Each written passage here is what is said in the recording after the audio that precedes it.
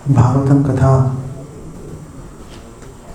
श्रवण करना मन को बहुत संतुष्ट करने वाली बात है।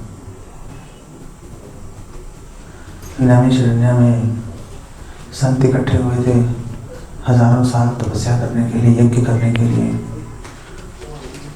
और यज्ञ करते करते उसके धुएं से उनके शरीर काले पड़ गए थे, मुंह भी काले पड़ गए थे उनके।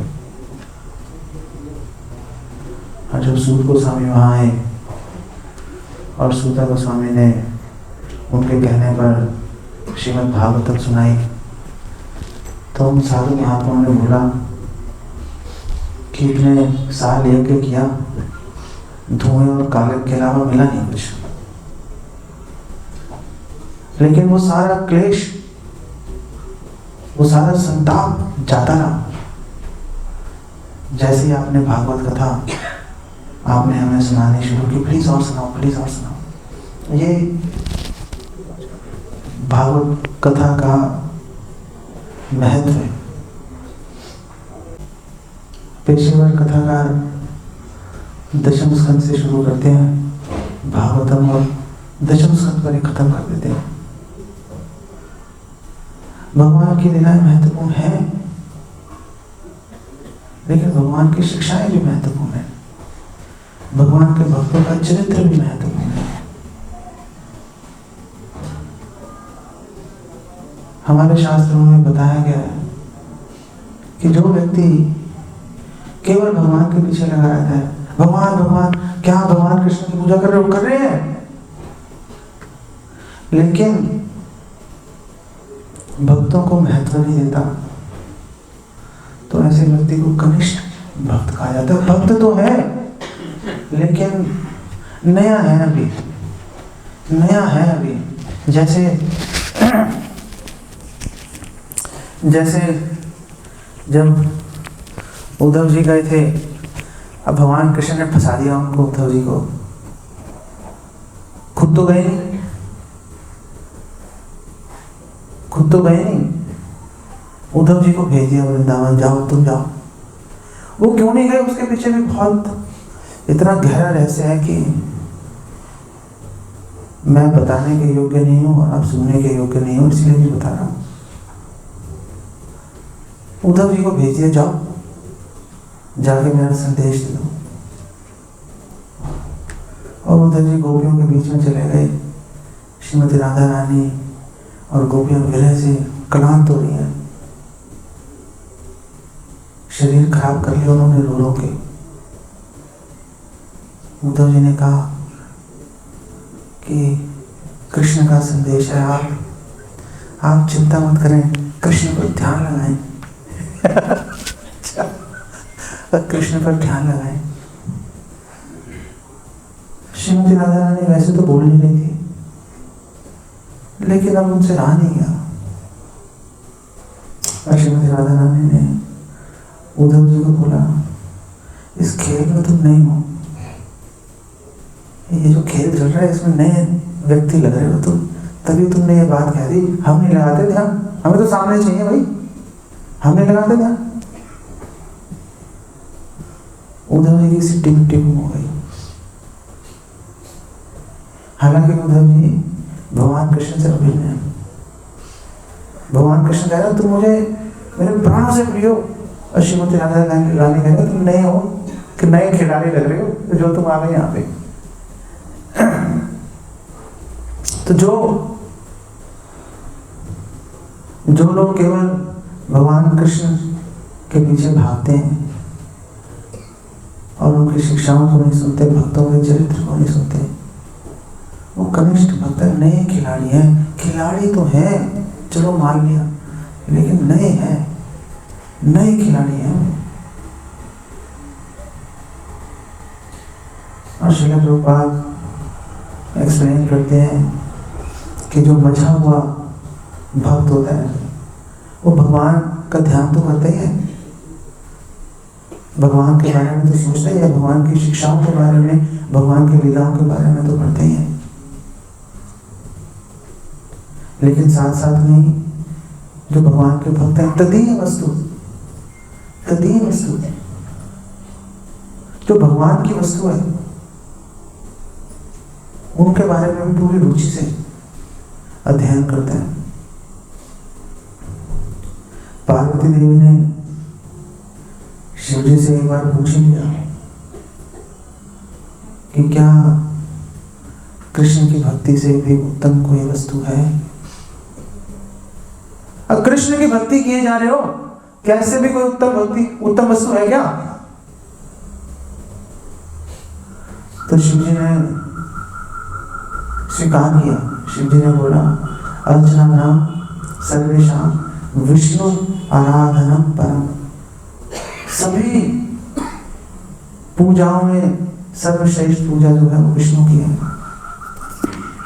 सभी पूजाएं विष्णु की हैं, विष्णु की पूजा सर्वश्रेष्ठ है। लेकिन तस्मात् पर तस्मात् क्या है? पर तरम देवी, पर तस्मात् पर तरम देवी। लेकिन उससे भी श्रेष्ठ है तदीया नाम समर्चना।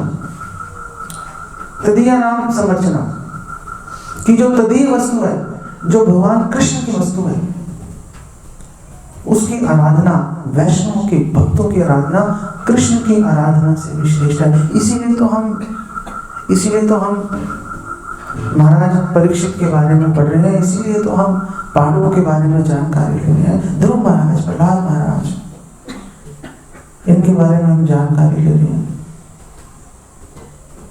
क्यों? क्योंकि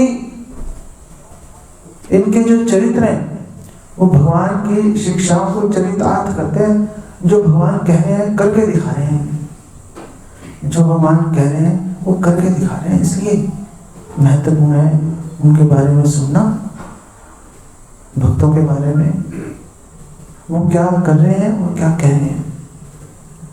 तो इस प्रसंग पे वापस आए तो बात चल रही थी कि महाराज परीक्षित के राज्य में प्रॉब्लम्स आ रही थी, लोग झूठ बोल रहे थे, लड़ रहे थे। कौन है इसका कारण ढूंढने के लिए चल पड़े महाराज परीक्षित, धनुष बाण लेकर घोड़े पे सवार होकर।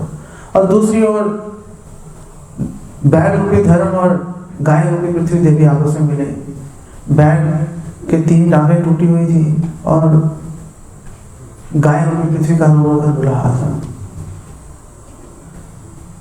तो बैल रूपी धर्म ने अपने दयनीय अवस्था की परवाह न करते हुए पर दुखी जो वैष्णव का गुण है उसको दिखाया और उनसे उनका हालचाल पूछा कि आखिर क्या कारण है, क्या हो गया, आप बताओ, आप इतने दुखी लग रहे हो।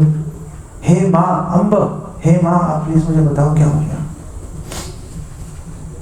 तो अब जो है गाय रूपी पृथ्वी इसका उत्तर दे दी है और पृथ्वी ने बोला, भगवान ही वेद तत्सर्वम, आपको सब पता है।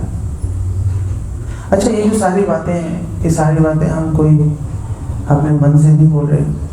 हम ये आपके भागवतम उठाएंगे, भागवतम में आपको मिल जाएंगे ये सारे। हम लोग भागवतम के पहले स्कंद के 16वें अध्याय से चर्चा कर रहे हैं और 17वें अध्याय तक जाएंगे हम लोग। तो जो भी बातें हमने आपको बोली, जो मूल कथा है, मूल कथा आपको भागवतम के प्रथम स्कंद के 16 और 17 अध्याय में मिलेगी। उसके अलावा हमने आपको जितने भी प्रमाण दिए वो सब शास्त्रों से दिए। आप शास्त्र को पढ़ेंगे। बाहर हम लोग, हमारा एक स्टॉल भी लगा के रखा है, आपके लिए लगा के रखा है। आप अपनी सुविधा अनुसार वहाँ से आप शास्त्र ले सकते हैं और पढ़ सकते हैं। फिर आप देखोगे, आप बोलोगे, अरे हम तो इनको बहुत गुणी समझ रहे थे, ये तो सारा इसमें लिखा हुआ है, ये तो पढ़ के बोलते जा रहे हैं। तो आपको हमारी हकीकत भी पता चल जाएगी आपको। और आपके पास में जो स्रोत हमारे पास है ज्ञान का, आपके पास भी आ जाएगा। जैसे हिरण्यकशिपु धमकारा था प्रहलाद महाराज को डरने लग रहा था। तो हिरण्यकशिपु ने पूछा, मेरे नाम से थर-थर कांपते हैं सारे, तू ही कांप रहा, छोटा सा बच्चा, नहीं काम रहा, इंद्र भाग जाता है मुझे देखते, छुप जाता है, भेष बदल के रहने, मुझे पता है। मैं भी कहता चल रहने दे, तू नहीं डर रहा, छोटा सा बच्चा, क्या रहस्य है? तो प्रहलाद महाराज ने कहा कि मेरी शक्ति का वही रहस्य है जो तुम्हारी शक्ति का है, भगवान कृष्ण। अगर आप बाहर स्टॉल से आप शास्त्र खरीदोगे तो हम आपसे पूछेंगे, अरे आपको कैसे पता चला? तो आप क्या बोलोगे? आपकी शक्ति का जो रहस्य है वही मेरी शक्ति का रहस्य है। हमने भी पढ़ लिया, आप पढ़ोगे, जीवन में बदलाव आएंगे। भगवान में श्रद्धा और गाढ़ी होगी। सिद्धांत भलिया चित्ते न कर आलस, सिद्धांत को समझने में आलस्य नहीं करना चाहिए। यहाँ आते कृष्ण लागे सूत्र मानस, क्योंकि सिद्धांत को समझेंगे, भागवत भगवत गीता को पढ़ेंगे तो भगवान में श्रद्धा गाढ़ी होगी। जब भगवान में श्रद्धा गाढ़ी होगी तो आप लोगों को भक्ति करने में, भगवान का नाम लेने में, समस्याओं का सामना करने में आपको आसानी होगी, तो पृथ्वी देवी ने बोला, भगवान ही वेद तत्सर्वम, आपको सब पता ही है। और पता ही था, धर्म को पता ही था कि क्या कारण है, क्यों हो रहा है, लेकिन फिर भी धर्म ने पूछा, आप बताओ। ऐसी तरह से जो वरिष्ठ भक्त होते हैं वो अनुभव से जान लेते हैं कि किस भक्त को क्या प्रॉब्लम चल रही है, लेकिन फिर भी जो भक्त हैं वो जो वरिष्ठ वैष्णव है पूछते हैं भक्तों से, आप बताओ, आपको हाँ उनका फोन आप सहायता कर दो साइलेंट करने में।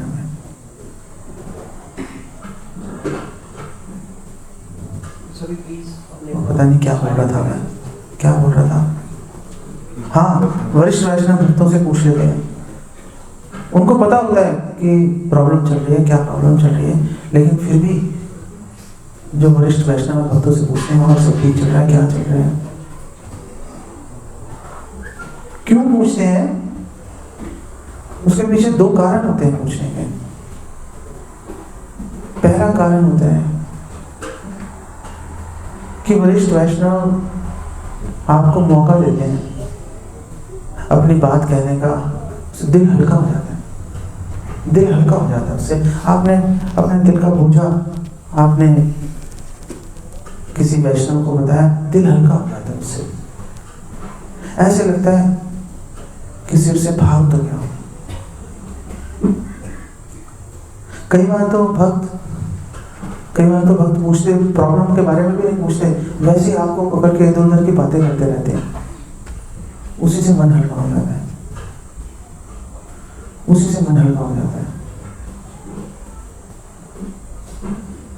एक बार मैं जॉब कर रहा था, प्राइवेट नौकरी में तो ऐसे निकाल देते हैं, चलो एक गल से बताइए,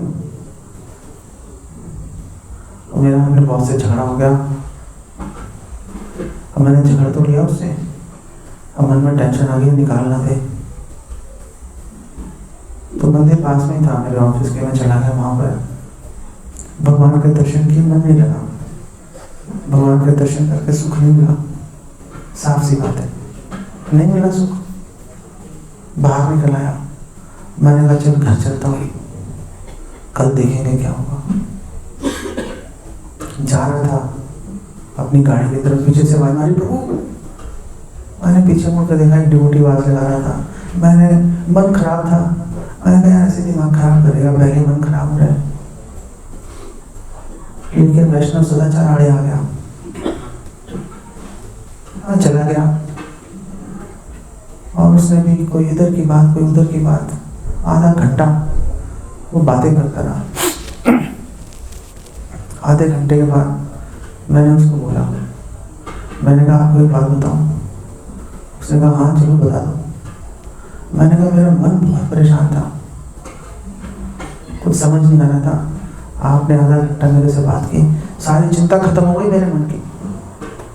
तो उसने कहा मुझे पता है तुम परेशान थे, इसीलिए तो आवाज लगाई थी कि तुम्हारा 1.5-2 घंटे लगेंगे घर जाने में, ऐसी परेशानी में गाड़ी चलाओगे, इसलिए आवाज लगा रही थी।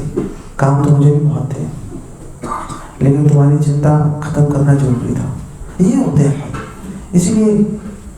इसलिए जो वरिष्ठ वैष्णव होते हैं, आपको कभी लगेगा ना हंसी मजाक कर रहे हैं, कोई इधर उधर की बात कर रहे हैं, उस सबके पीछे कुछ रहस्य होता है। उसके पीछे आपके कल्याण की भावना हमेशा छिपी रहती है। ये मान के चलना चाहिए, ये मान के चलना चाहिए।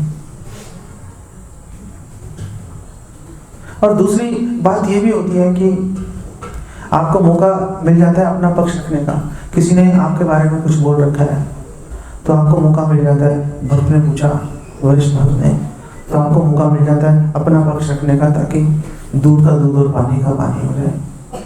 इसलिए अगर कभी वरिष्ठ वैष्णव आपका हालचाल पूछें या आपसे पूछें कि और क्या चल रहा है, तो इस अवसर को हाथ से नहीं जाने देना चाहिए। उनसे बहुत एकदम निष्कपट होकर खुले मन से अपने हृदय की सारी बातें उनको बतानी चाहिए। गुह्यम आख्याति पृच्छति, गुह्य बात भक्त पूछ रहे हैं, आप उनको गुह्य बात बताओ, इससे कल्याण होता है। पृथ्वी देवी ने भी बोला कि आपको सब पता है, लेकिन आप पूछ रहे हैं तो मैं आपको बता देती हूँ।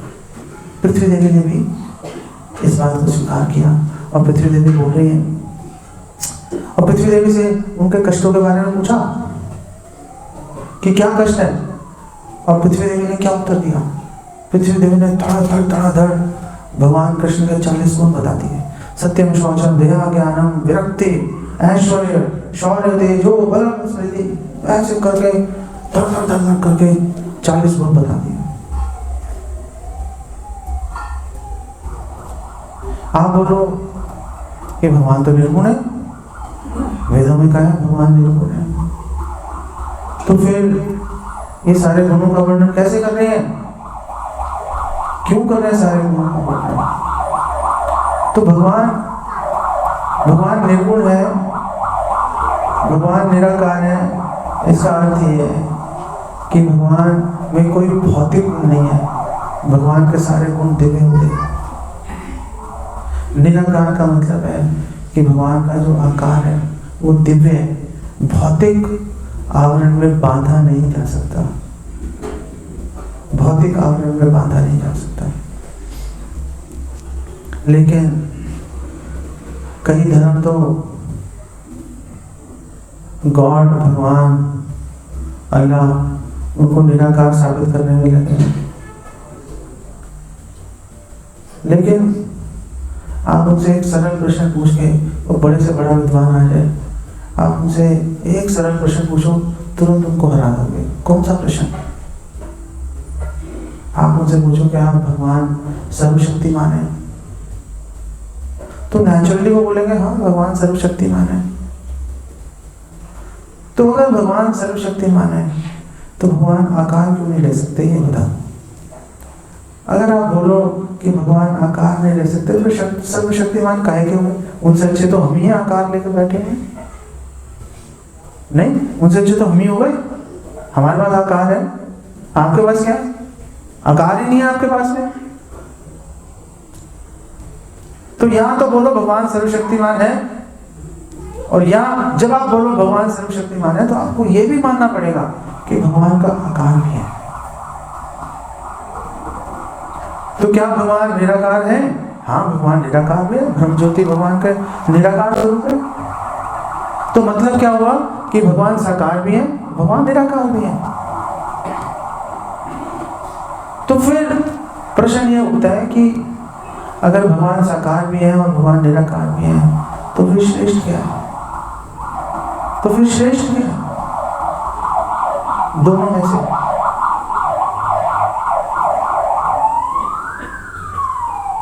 दोनों में से श्रेष्ठ क्या है? मैंने भगवान से प्रार्थना की थी, दिमाग खराब कर दिया, इसलिए बंद हो गया। तो दोनों में से श्रेष्ठ क्या है? तो भगवद गीता के 14वें अध्याय के 27वें श्लोक में भगवान कह रहे हैं, ब्रह्मणो हि प्रतिष्ठानम् अमृतस्य व्ययस्य च शाश्वतस्य च धर्मस्य सुखस्य कांतिकस्य च। भगवान ने कहा ब्रह्म ज्योति की बात कर रहे हो ना, ब्रह्मणो, ये जो ब्रह्म ज्योति है ये अजर है, अमर है, अमृत है, ये शाश्वत है, सुख से परिपूर्ण है, सुखस्य एकांतिकस्य च, सुखी है ब्रह्म ज्योति। लेकिन ब्रह्मणों की प्रतिष्ठा मुझ पर आश्रित है, मुझ पर आधारित है, मैं ब्रह्म ज्योति पर आश्रित नहीं हूँ। इसका मतलब यह है कि भगवान का साकार रूप भगवान के निराकार रूप से श्रेष्ठ है। इसका मतलब यह है कि अगर हम भगवान के निराकार रूप की उपासना करेंगे तो उसमें भगवान के साकार रूप की उपासना शामिल नहीं है। लेकिन अगर हम भगवान के साकार रूप की उपासना करते हैं तो निराकार की उपासना भी उसमें शामिल हो गई। अलग से करने की जरूरत नहीं है। यथा तरोर मूल निषेचनैना तृप्यन्ति तत्स्कंद भुजोपशाखा, पेड़ की जड़ में पानी डालेंगे सब तृप्त हो जाएंगे, ब्रह्म ज्योति भी संतुष्ट हो जाएगी अगर कृष्ण की भक्ति करेंगे तो। बात ये आ जाती है सारी, बात सारी ये आ जाती है। और दूसरी बात ये, दूसरा दृष्टिकोण भी आपको दे देता हूं कि भगवान अगर निर्गुण है तो ये सब गुण कौन से हैं? सत्यम शौचम दया। तो हमारे आचार्य इसकी विवेचना करते हैं, बताते हैं कि जितने भी गुण हैं भगवान की सेवा करते हैं और भगवान की सेवा करके ये गुण जो है ये अपने आप को कृतार्थ समझते हैं। तो धर्म ने पूछा था पृथ्वी देवी से कि आपके कष्ट का कारण क्या है, और पृथ्वी देवी ने भगवान के गुणों का वर्णन कर दिया। ऐसे ही विदुर जी मिले थे उद्धव जी से, भगवान कृष्ण अंतर्धान हो चुके थे। विदुर जी ने पूछा उद्धव जी से कि भगवान अंतर्धान हो गए, कैसे, क्या हुआ, क्या चल रहा है, बताओ। तो उद्धव जी ने भगवान कृष्ण की बाल लीला से भगवान की लीलाओं का वर्णन करना शुरू कर दिया। पूछ रहे हैं अंतर्धान के बारे में और बता रहे हैं भगवान की बाल लीलाओं के बारे में, भगवान के विभिन्न लीलाओं के बारे में बताना शुरू कर दिया उद्धव जी ने। इसका मतलब क्या है कि अगर इस संसार में कुछ जानने योग्य वस्तु है तो भगवान की शिक्षा, भगवान की लीला है। यहाँ पे लिखा हुआ ना, कृष्ण नाम, कृष्ण काम, कृष्ण धाम, ये है बस, बाकी बेकार है सब, बाकी बेकार है। इसको अगर याद रखेंगे ना तो गाड़ी आगे बढ़ जाएगी हमारी, तो गाड़ी आगे बढ़ जाएगी। तो पृथ्वी देवी ने बोला आपको तो पता ही है, आपको तो पता ही है कि मैं दुखी हूं क्योंकि भगवान कृष्ण अंतर्धान हो गए, भगवान कृष्ण अंतर्धान हो गए। वो कृष्ण अंतर्धान हो गए जो सदैव अपने चरण कमल मुझ पर रखा करते थे। चलेंगे तो पृथ्वी पे तो चलेंगे, चलेंगे तो पृथ्वी पे चलेंगे। भगवान कृष्ण चल रहे हैं पृथ्वी पर तो उनके जो चरण है, जो कमल, अंकुश, ध्वजा, वज्र इत्यादि चिन्हों से सुशोभित है, वो पृथ्वी देवी पर छप जाया करते थे। और व्रज में एक गोल्डन रूल था, व्रज में एक गोल्डन रूल था। वो गोल्डन रूल क्या था कि जहां पर भगवान के चरण चिन्ह छपे हुए हैं कोई उसके ऊपर से चल के नहीं जाएगा। वो चिन्ह जैसे हैं वैसे दिखते रहने चाहिए। ना कोई जानवर, ना कोई मनुष्य, ना कोई जंगली जानवर, ना पालतू जानवर, कोई, मनुष्यों की तो बात ही छोड़ दो, ब्रजवासियों की, कोई भी व्यक्ति या पशु भगवान कृष्ण के चरण चिन्हों पे पैर नहीं रखता था, अपने उसके ऊपर चल के नहीं जाता था। इसका एक लाभ भी हुआ, इसका एक लाभ भी हुआ, संडे को बताऊंगा आपको इसका लाभ। ये जो रूल है गोल्डन रूल, इसका एक प्रैक्टिकल, इसका एक उपयोग हुआ था, वो इतवार को बताऊंगा आपको।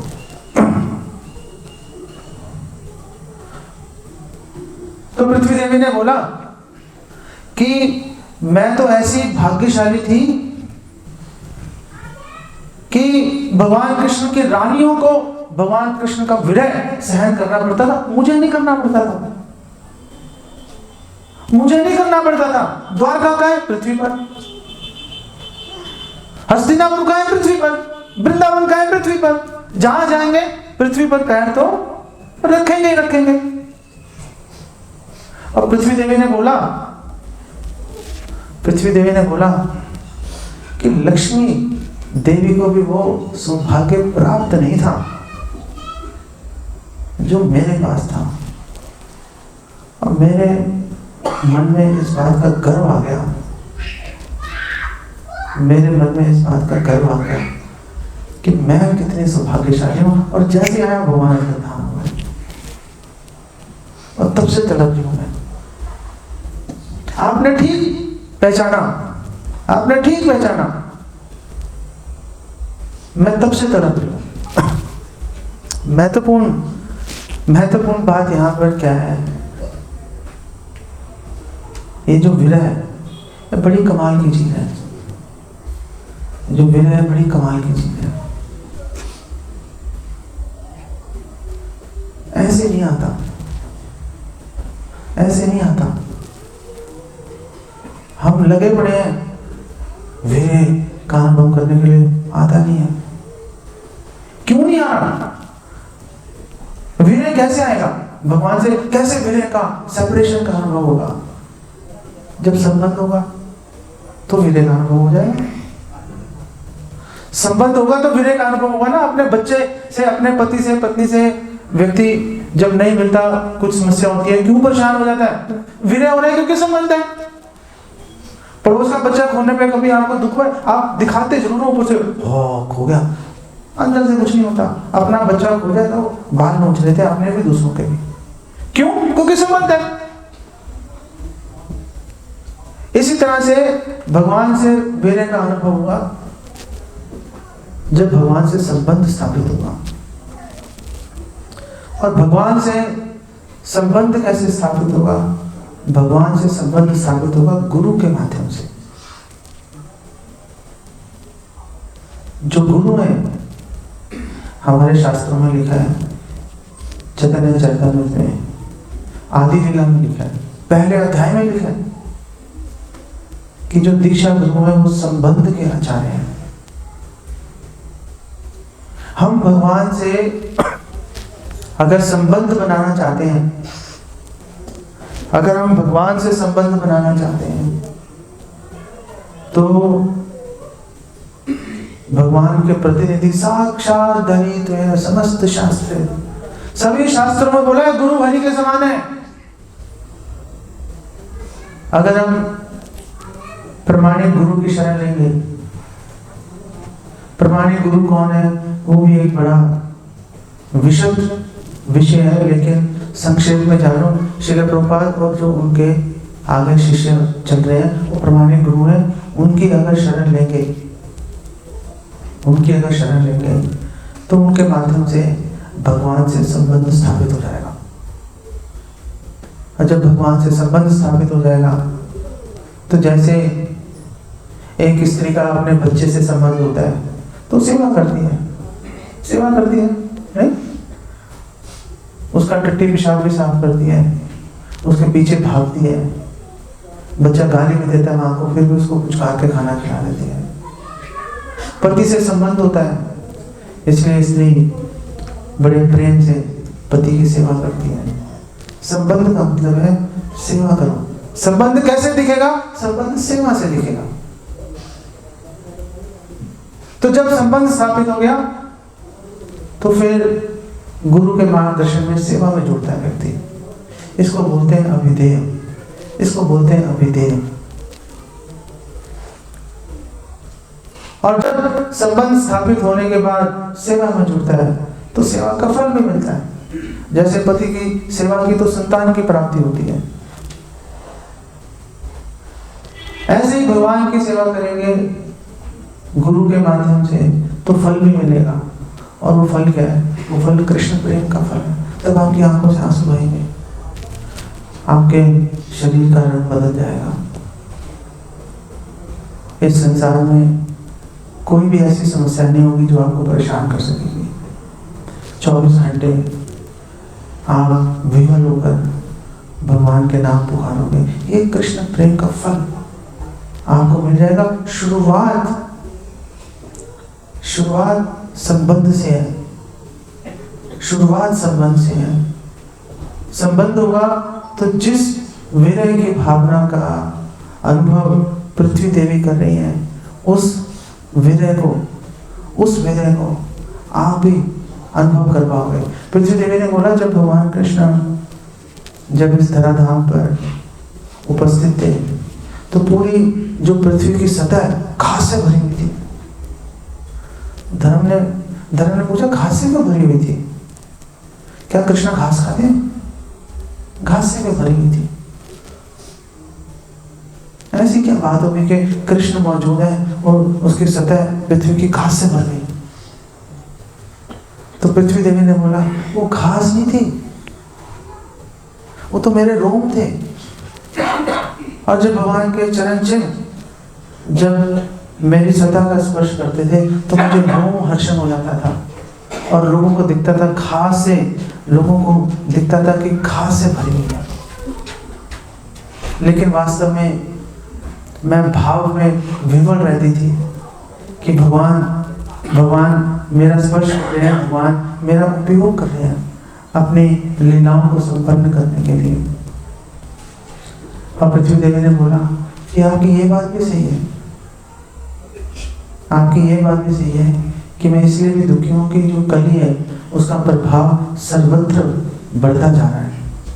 हर तरफ कली का प्रभाव बढ़ता ही जा रहा है और मैं आपके लिए भी दुखी हूं, मैं आपके लिए भी दुखी हूं। आपकी भी 3 टांगें टूट गई, आपकी हालत देखे देवी देवताओं के लिए भी दुखी हूं, देवी देवताओं के लिए भी दुखी हूं। वो भी तो बेचारे सूखे कांटा हो गए। और गाय अपनी पृथ्वी ने बोला कि पहले भी हमारी हालत खराब थी, आपको याद है ना? हे धर्म, आपको याद है ना?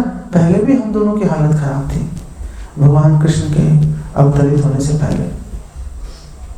लेकिन भगवान कृष्ण अवतरित हुए, प्रकट हुए, उन्होंने मेरे ऊपर से भी भार हरण किया और आपको भी रिपेयर किया। उन्होंने आपको भी जो समस्याएं थी वो सारी समस्याएं भगवान ने दूर कर दी। कहने का भाव ये है कि ऐसा नहीं है कि अगर पृथ्वी की हालत खराब है, धर्म की हानि हो रही है, तो उसको हम ठीक नहीं कर सकते। हम ठीक कर सकते हैं, हमारे हाथ में ठीक करना। भगवान अवतरित हो गए थे, भगवान अवतरित हुए, भगवान ने पृथ्वी का भार रख लिया, भगवान ने धर्म की जो टांगें टूट गई थी पहले, उसको भी भगवान ने ठीक कर दिया था। जब पहले कर दिया था तो अब भी हो सकता है, अब भी हो सकता है। तो अब कैसे होगा? अब भगवान कृष्ण कब आ रहे हैं करने के लिए? समस्याएं तो हैं, दिख रही है। तो हमारे शास्त्रों में लिखा है, नाम चिंतामणि कृष्ण चैतन्य रस विग्रह नित्य मुक्तो पूर्ण शुद्धो अभिन्नत्वान नाम नामिनो, कि भगवान कृष्ण का नाम चिंतामणि पत्थर है। चिंतामणि पत्थर, चिंतामणि पत्थर की क्या गुण होता है? उसको छू के जो मांग लो मिल जाता है। जैसे भगवान का धाम चिंतामणि से बना हुआ है। चिंतामणि प्रकट सदवसु कल्प वृक्षा लक्षावृतेषु सुरभिर अभिपालयन्तम लक्ष्मी सहस्रशत संभ्रम से विमानम गोविंदमादि पुरुषम तमहम भजामि। चिंतामणि प्रकट सदवसु, भगवान के धाम में हर पत्थर चिंतामणि है। कल्प वृक्षा, हर वृक्ष कल्प वृक्ष है। लक्षावृतेषु, एक आधा नहीं है कल्प वृक्ष, एक आधा नहीं है। घबराने की बात नहीं है, सूख गया क्या होगा? एक आधा नहीं है, करोड़ों लाखों असीमित कल्प वृक्ष है। लक्षावृतेषु, हर वृक्ष कल्प वृक्ष है। अरे तो भगवान क्या कर रहे हैं वहां पर? सुरभिर अभिपालयन्तम, भगवान गायों को चला रहे हैं, भगवान गायों को चला रहे हैं, गायों की देखभाल कर रहे हैं। अरे तो भगवान गायों की देखभाल कर रहे हैं तो लक्ष्मी क्या कर रही है? लक्ष्मी सहस्त्रशत, एक लक्ष्मी नहीं है, करोड़ों लक्ष्मी है। लक्ष्मी सहस्त्रशत संभ्रम, बहुत ही आदर के साथ, संभ्रम बहुत ही आदर के साथ, संभ्रम सेव्यमानम, भगवान की सेवा में लगी हुई है। गोविंदम आदि पुरुषोत्तमम भजामि, ये वही चिंतामणि पत्थर जिसको छू के कुछ मांगोगे मिल जाएगा। भगवान का नाम भी चिंतामणि पत्थर है। नाम चिंतामणि कृष्ण चैतन्य, और कोई जड़ नहीं है भगवान का नाम, पूरी तरह से चेतन है। चैतन्य रस विग्रह, रस से भरा हुआ है, रस से भरा हुआ है। अरे तो हमें क्यों नहीं वो रस मिल रहा, हमें क्यों नहीं मिल रहा वो रस? जैसे पीलिया के रोगी को मिश्री कड़वी लगती है, ऐसे ही हमें वो रस कड़वा लग रहा है। भगवान के नाम में तो रस है, हम चख नहीं पा रहे उसको। रस विग्रह, पूर्ण शुद्ध हो, पूरी तरह से शुद्ध है, कोई कलमश नहीं है, नित्य मुक्त हो, पूरी तरह से मुक्त है भगवान का नाम। अरे इतने सारे गुण कैसे आ गए भगवान के नाम में? अभिन्नत्वान नाम नामिनो, क्योंकि भगवान का नाम भगवान से अभिन्न है। कृष्ण और कृष्ण नाम में कोई भेद नहीं है, नाम नामी के अंदर कोई भेद नहीं है। रसगुल्ला रसगुल्ला कहने से पेट नहीं भरता, लेकिन कृष्ण कृष्ण कहने से जो सामने भगवान कृष्ण को देख के संतुष्टि मिलेगी, कृष्ण नाम बोलने से भी वही संतुष्टि मिल सकती है। तो जैसे भगवान अवतरित हुए पृथ्वी और धर्म की रक्षा की, उनकी जो उनमें कमियां आ गई थी उसको ठीक कर दिया, ऐसे ही पृथ्वी देवी और धर्म के रोग को ठीक करने की जिम्मेदारी आप पर और हम पर है, आपके ऊपर और हमारे ऊपर है।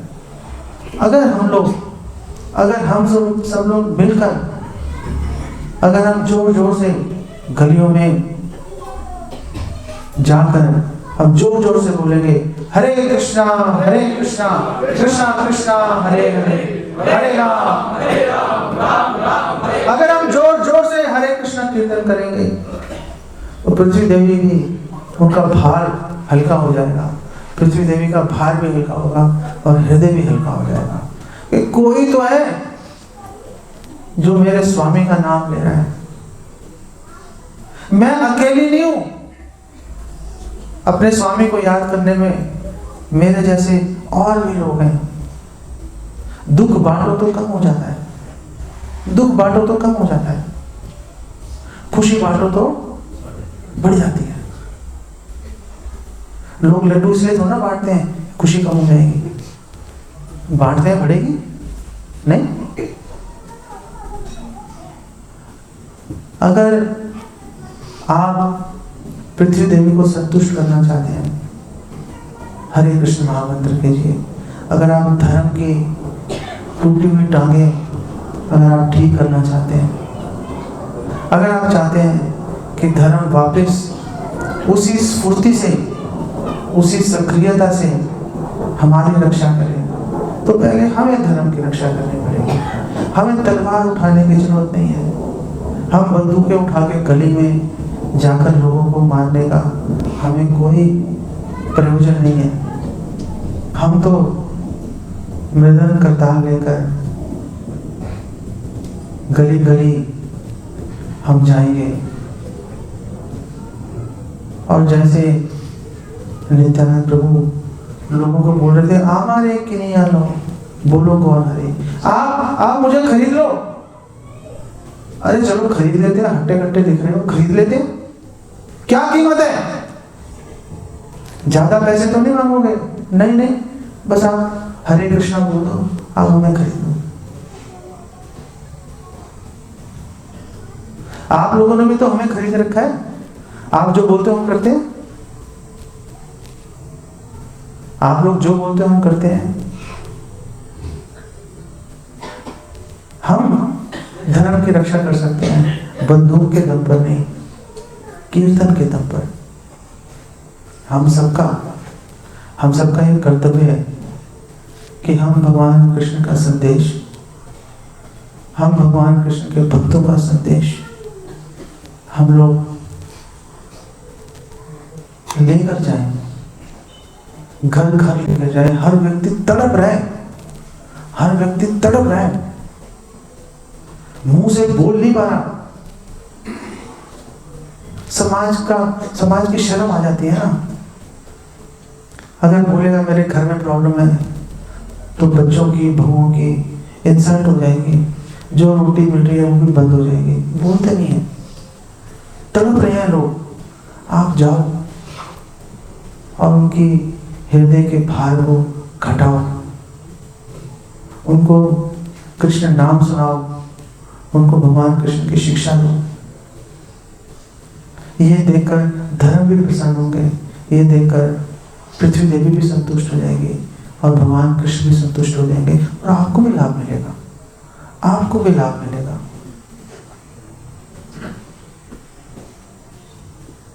तो इस प्रकार पृथ्वी देवी और धर्म आपस में बात कर रहे थे। अचानक वहां पे कली आ गया और कली ने राजा के वस्त्र पहने हुए थे और हाथ में डंडा था। और कली को देखकर गाय रूपी पृथ्वी देवी ने जोर जोर से वापस रोना शुरू कर दिया। अभी इसके यहाँ रुकी ही थी, लेकिन कली सामने आ गया, डर गई, रोना शुरू कर दिया वापस। थोड़ी दूर पर ही घास पड़ी थी, वो खाना चाह रही थी लेकिन खा नहीं पा रही थी। डर लग रहा था कि कली पहले ही मार रहे हमें, कहीं और ज्यादा न मारना शुरू कर दे और बेदर्दी ना दिखाए। धर्म भी घबरा गया, बैलों के धर्म भी घबरा गया और घबराहट में बैलों के धर्म ने पेशाब करना शुरू कर दिया। इतना डर गया, इतना डर गया, पेशाब निकल गया धर्म का, इतनी बेरहमी से। जो कली है इकलौती बची खुची टांग पर प्रहार कर रहा था और तभी वहां पर महाराज परीक्षित पहुंच गए। तो ये सारा वार्तालाप कहाँ हो रहा है, ये सारी घटना कहाँ घटित हो रही है? श्रील विश्वनाथ चक्रवर्ती ठाकुर बता रहे हैं कि ये कुरुक्षेत्र में हुई है ये घटना। परीक्षित महाराज पहुंच गए वहां पर और परीक्षित महाराज ने बोला, सावधान, कौन है जो मेरे राज्य में मेरी प्रजा को परेशान कर रहा है? अचानक कली का हाथ रुक गया, हाथ रोक लिया कली ने अपना। और परीक्षित महाराज पास पहुंच गए और परीक्षित महाराज ने पूछा, कौन हो तुम? तुम में आकर हकलाते हुए कली ने बोला, राजा हूं। परीक्षित महाराज ने बोला, झूठ बोलते हो तुम, राजा तो मैं हूं, ये तो मेरा राज है, झूठे हो तुम। राजा के वस्त्र क्यों पहने हैं तुमने? झूठे कहेंगे। क्या तुम कोई एक्टर हो, भांड हो क्या, नाचने गाने वाले, एक्टिंग करते हो क्या तुम? लेकिन तुम तो एक्टिंग भी नहीं कर रहे, वो भी ठीक से नहीं कर रहे तुम, क्योंकि अगर राजा का वेश धरा था तो राजा की तरह व्यवहार करते हैं।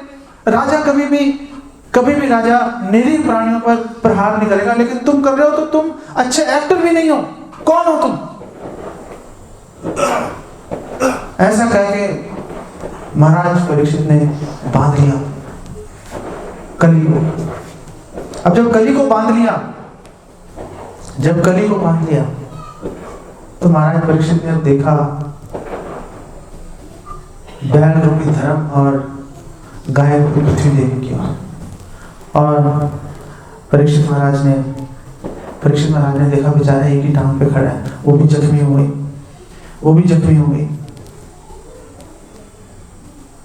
और परीक्षित महाराज ने धर्म से पूछा, आपकी ये हालत किसने की है? ये प्रश्न पूछ ही कैसे सकते हो तुम? आखिर ये प्रश्न क्यों पूछा तुमने? आपकी ये हालत किसने किया? तुमने देखा तो है अभी मार रहा था, तुमने देखा तो है अभी मार रहा था, यही तो मार रहा था, तुमने अभी तो देखा है, फिर तुम पूछ रहे हो आपकी हालत किसने की है? ये किस तरह का सवाल है? लेकिन ये सवाल बहुत कमाल का है, ये सवाल बहुत कमाल का है। ये सवाल कोई बेवकूफ आदमी नहीं पूछ रहा, ये सवाल परीक्षित महाराज पूछ रहे हैं, और ये सवाल किसी बेवकूफ से नहीं पूछा जा रहा, ये सवाल धर्म से पूछ रहे हैं, ये सवाल धर्म से पूछा जा रहा है। परीक्षित महाराज ने अपनी आंखों से देखा था कली को प्रहार करते हुए, फिर भी परीक्षित महाराज ने पूछ लिया धर्म से, आपका ये हाल किसने किया? ओह, ये प्रश्न ऐसा है, ये प्रश्न ऐसा है और इसका उत्तर ऐसा है, ये दिमाग खराब कर देगा, दिमाग खराब कर देगा। और क्योंकि ये दिमाग खराब कर देगा, ये कल बात करेंगे इस पे, इसको यहीं पे विराम देते हैं और आप लोगों का कुछ प्रश्न है तो आप प्रश्न पूछ सकते हो। प्रभु जी, प्रश्न ये है कि आपने अभी कहा ना कि हमको भगवान कृष्ण का जो प्रचार करना है वो कीर्तन करके करना है, या फिर लोगों को आकर्षित करना है भगवान की तरफ, उनका नाम की महिमा गाने से। हाँ, हथियार नहीं यूज करने हमने, लेकिन अगर जो दूसरे रिलीजन है, जैसे कभी बात हुई थी, वो बाय फोर्स में भी यूज करते हैं, हर चीज वेपन भी यूज करते हैं, तो उनका जवाब हमें कैसे देना चाहिए? तो अगर कोई फोर्स इस्तेमाल कर रहा है, हम तो हथियार नहीं उठाना चाहते, लेकिन अगर कोई दूसरे धर्म के लोग हमारे पर प्रहार करें तो आप कानून का सहारा लो, कानून अपने हाथ में मत लो, आप कानून का सहारा लो। पूरे विश्व के अंदर सनातन धर्म का डंका इसलिए बज रहा है क्योंकि सब लोगों को पता है, सब लोगों को पता है कि ये जो सनातन धर्मी है, जो हिंदुओं के नाम से आजकल प्रचलित है, ये कानून अपने हाथ में नहीं लेते। अभी एक मिनट,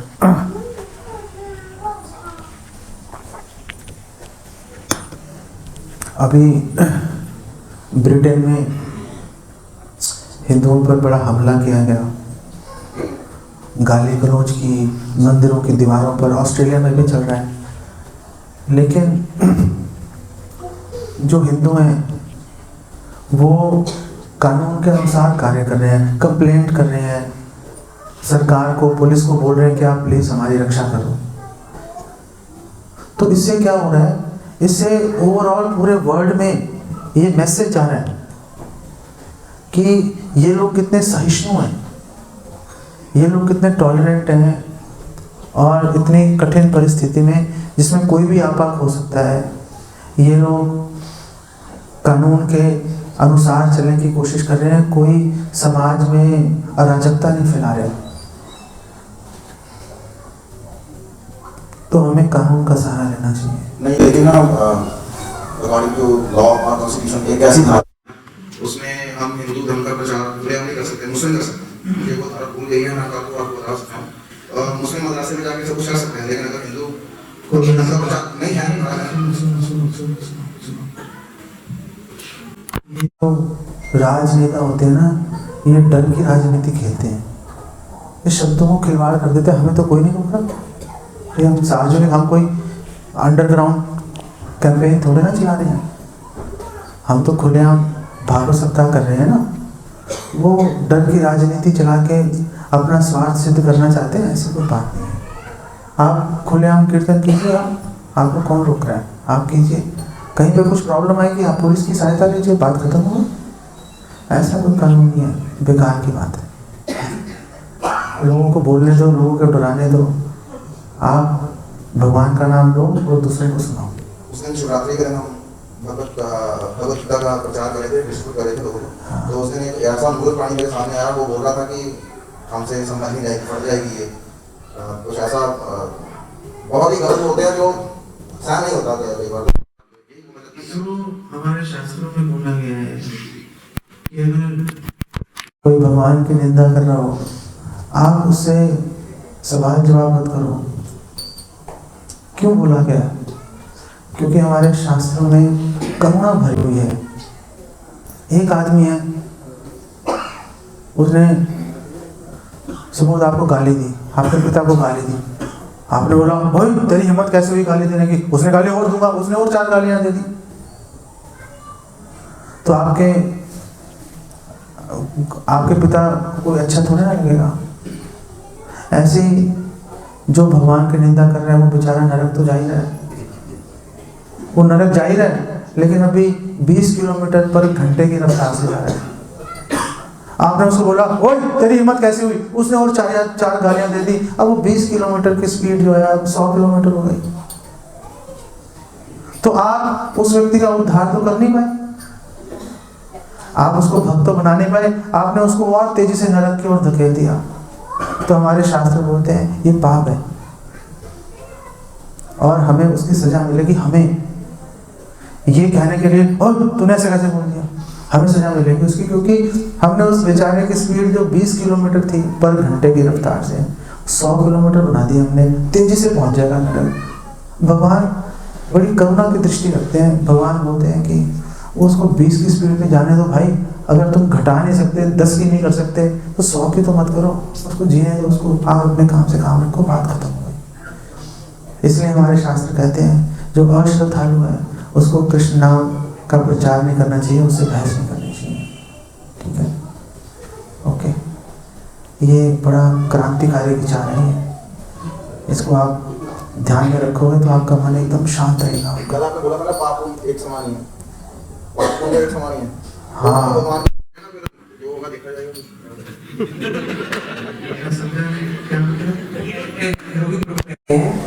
आप पुण्य एक समान है, ये समझिए। भगवान के लिए हम कर रहे हैं तो बहुत बड़ा अच्छा कार्य होगा कि किसी से हम ऐसे लड़ रहे हैं तो भगवान की नहीं, अरे यही तो कंफ्यूजन है। आप बोल रहे हो मैं भगवान के लिए कर रहा हूँ, भगवान कह रहे हैं मत करो, तो फिर आपने कर दिया तो भगवान के लिए थोड़ा हुआ, वो तो आपके लिए हो गया। नहीं, भगवान कह रहे हैं मत करो, जब भगवान कह रहे हैं मत करो तो मत करो, वो भगवान के लिए है। अगर आपने किया तो फिर ये आपकी अपनी अहंकार को शांत करने के लिए। इससे आगे की बात बाद में करूंगा, आप 1 घंटे तक लगे रहोगे, वो मंगला माता जी को प्रश्न पूछने दो। तो ये जैसे गौ माता है, उनके ऊपर विपत्ति थी, उनके ऊपर कष्ट था, तो उनका हालचाल जब पूछा गया तो उन्होंने भगवान कृष्ण की गुणों और उनके दिव्य कार्यकलापों का वर्णन प्रारंभ किया। हाँ, जबकि हम लोगों के ऊपर कोई अगर डिस्ट्रेस आता है तो हम तो उसका जो है वही अपने उसको निराकरण करने का प्रयास करते हैं कि इसको कैसे सुना। तो यही तो फर्क है। अगर पृथ्वी देवी से पूछा गया, उन्होंने भगवान के नामों का जप शुरू कर दिया। उद्धव जी से पूछा गया, भगवान की लीलाओं का वर्णन शुरू किया। अगर कोई हम पे प्रहार करता है, हम उसका निराकरण करने का प्रयास शुरू कर देते हैं। इसीलिए तो पृथ्वी देवी भगवान की पत्नी है, वो उच्च स्थिति उन्होंने प्राप्त कर ली ना, और उस स्तर पे कार्य कर रही है। उद्धव जी भगवान के मित्र हैं, उनके प्राण हैं कृष्ण के, इसीलिए उस स्तर पे कार्य कर रहे हैं। तो ये हमने क्यों पृथ्वी देवी का, क्यों यहाँ पर पृथ्वी देवी का उदाहरण दिया गया कि उन्होंने ऐसा किया, क्यों भागवत में उदाहरण दिया गया कि उद्धव जी ने वो बात करनी शुरू कर दी भगवान की। आखिर क्या जरूरत थी करने की? ये बताने के लिए कि हमारा गोल क्या है, हमने अपनी चेतना को कितनी ऊपर उठाना है, और हमारी चेतना अभी कहां पर है। और जब हम ये समझ जाएंगे कि हमारी चेतना यहां पर है और हमने वहां लेके जाना है, तो फिर हमें भक्तों की जरूरत पड़ेगी जो हमें बताएंगे कि यहां से वहां जाएंगे कैसे।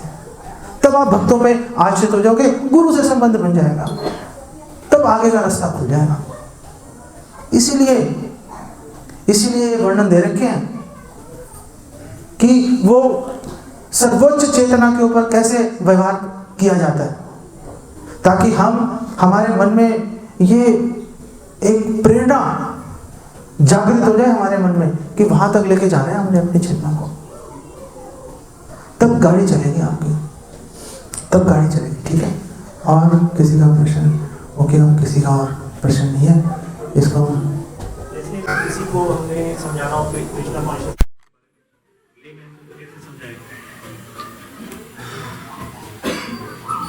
अगर आपने किसी को कृष्ण भावनामृत के बारे में सरल शब्दों में समझाना हो तो कैसे समझाएं? तो आप ये कौन करताल खटखटा रहा है, वो इसको खटखटाने दो, इसकी कोई बात नहीं है, ये छोटा बच्चा है ना। हाँ, तो अगर आप किसी को बड़ी सरल भाषा में समझाना चाहो तो आप उसको बोलो, देखो आपके पिता हैं, आपके पिता के पिता भी थे या हैं, उनके पिता भी थे, ऐसे आप पीछे जाओगे तो सबके पिता भगवान है और उन भगवान का नाम कृष्ण है।